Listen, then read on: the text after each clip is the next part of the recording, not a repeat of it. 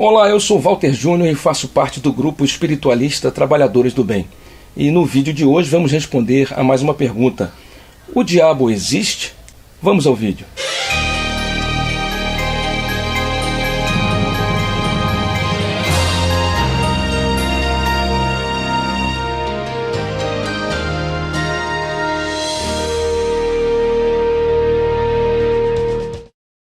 Seja muito bem-vindo ao nosso canal Direto ao Ponto.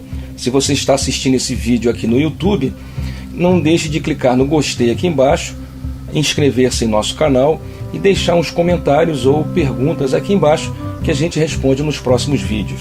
Se estiver vendo no Facebook, clique no curtir, compartilhe nas redes sociais e não deixe de marcar seus amigos para eles poderem ver esse vídeo também. No vídeo de hoje vamos responder uma pergunta que eu recebi várias vezes desde que a gente começou o canal. A pergunta é: será que o diabo existe?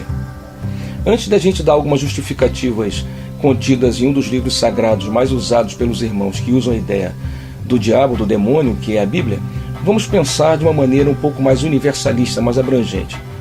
A ideia de um Deus que criou o mal é extremamente infantil. Não há razão para que Deus tenha criado o mal.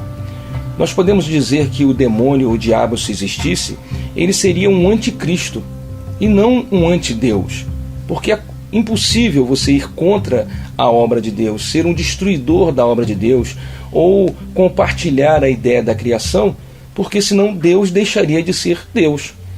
Deus nós só podemos entender, se aceitarmos a sua existência, como sendo um ser soberanamente justo e bom. Não há como entender em um universo harmônico e equilibrado a existência de um Deus mau e perverso, ou um Deus brincalhão, que em algum momento cria o bem e cria o mal.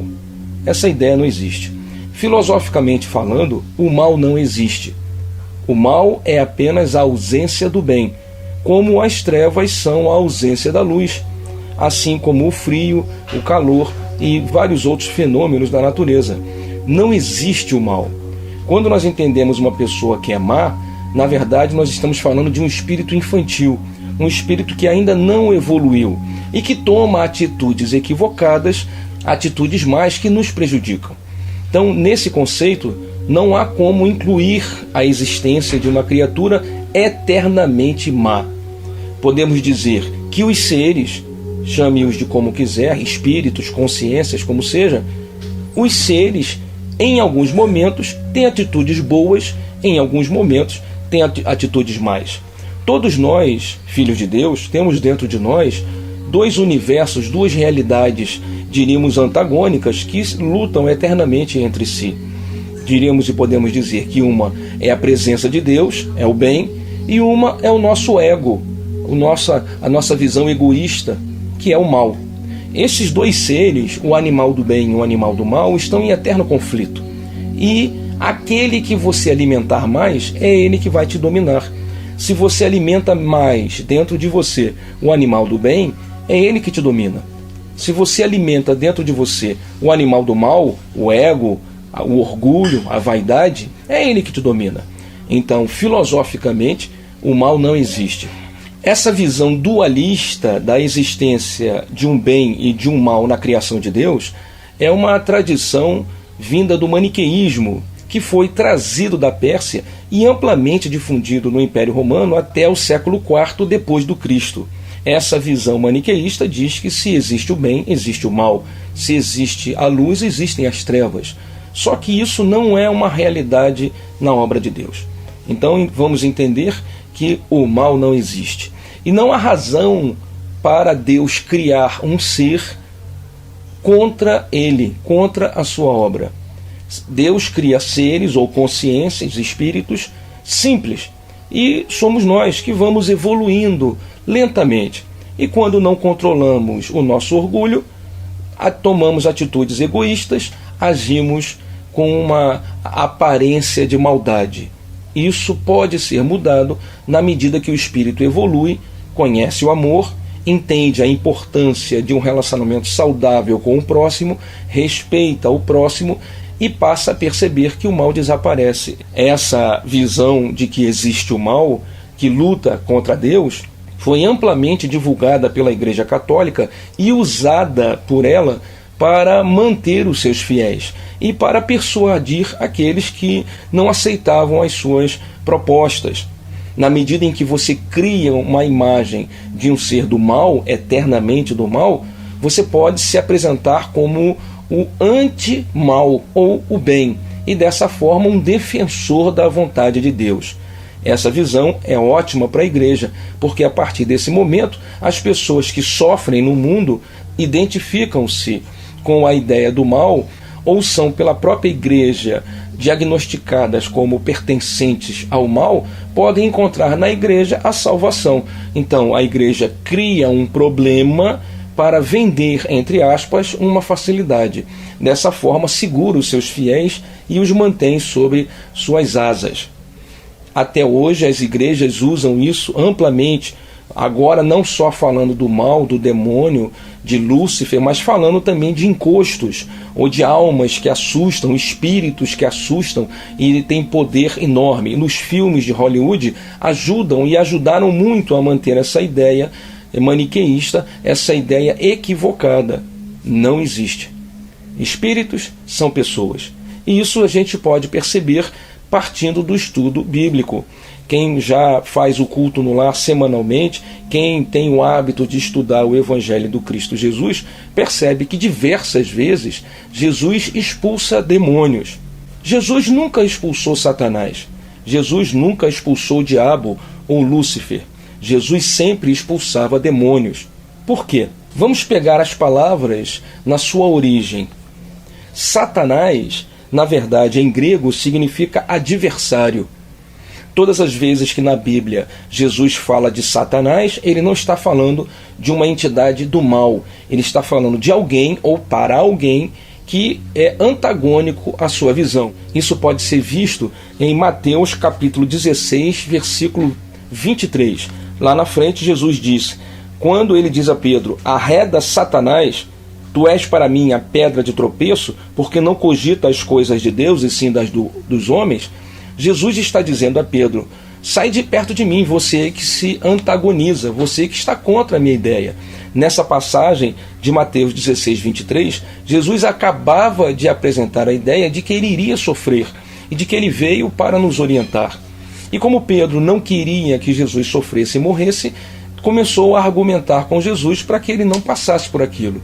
Jesus, percebendo que Pedro estava indo contra aquilo que estava ou que seria necessário, Jesus disse, afasta de mim, opositor, adversário, porque você é pedra de tropeço. Não é que Pedro tenha, naquele momento, sido absorvido pelo demônio, nada disso. É apenas um adversário à ideia de Jesus. Podemos perceber também em 1 João capítulo 4, quando o próprio João diz, não deis crédito a qualquer espírito, mas verifica antes se eles vêm de Deus. Demonstrando claramente que existem espíritos ou existem aquilo que se chamavam demônios. E eles estão por aí. Mas primeiro, antes de dar crédito a qualquer espírito, verifica se ele vem de Deus. Essa orientação de João só é compreensível se entendermos que existem espíritos que vêm de Deus e espíritos que não vêm de Deus. Não no sentido de que Deus não os tenha criado, mas no sentido de que não estão trabalhando pela vontade de Deus ou de acordo com as leis de Deus. Diabo vem do latim diabolos, que quer dizer opositor.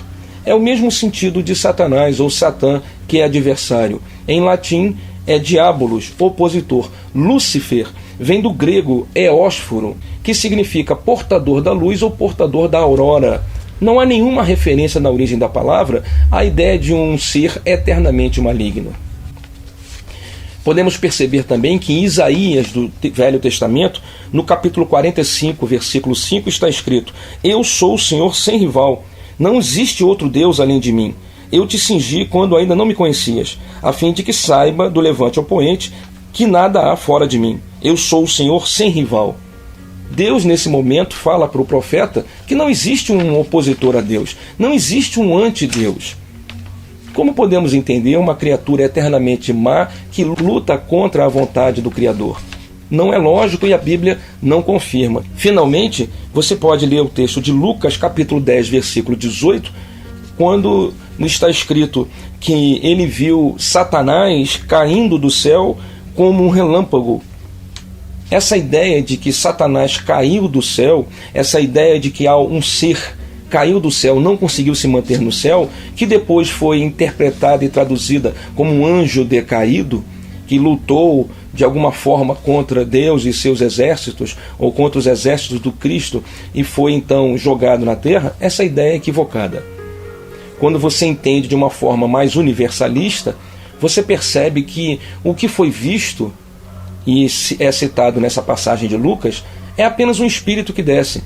É um espírito que não se adequou a um mundo mais evoluído e desce para mundos inferiores. Alguns dizem que nós, aqui nesse planeta, viemos de um mundo mais evoluído e caímos aqui na Terra porque não nos adequamos àquele mundo. Alguns livros, como o Exilado de Capela, apresentam essa ideia. E é fácil você entender que o planeta, o mundo, está em evolução. Na medida em que os seres não acompanham a evolução desse mundo, eles descem para mundos inferiores, para dar prosseguimento à sua evolução de acordo com o seu grau, de acordo com o momento que ele vive. Como se fosse uma escola em que o aluno não consegue passar da 7ª para a 8ª série e precisa repetir de ano. A turma segue, o espírito fica. Essa ideia demonstra claramente que um anjo decaído, na verdade, é um espírito que continuou sendo orgulhoso, vaidoso e egocêntrico num planeta ou num mundo que evoluiu, se aproximou de Deus. Dessa forma, esse espírito se manteve, veio ou desceu para mundos atrasados, condizentes com seu estágio evolutivo. Direto ao ponto. O diabo existe? Não. Não como uma entidade eternamente má, uma entidade que luta contra Jesus ou contra Deus. Existem seres, criaturas, espíritos, consciências, que são temporariamente mais, agem temporariamente no mal, por puro desconhecimento e infantilidade espiritual. São espíritos ainda infantis. Na medida que o ser evolui, ele se liberta do mal, conhecendo Jesus, o amor e Deus. Espero ter respondido ao nosso amigo. Qualquer dúvida, deixa aqui nos comentários que a gente faz um outro vídeo para você. Muito obrigado. Esse é o canal Direto ao Ponto, mandando um beijo no seu coração. Tchau.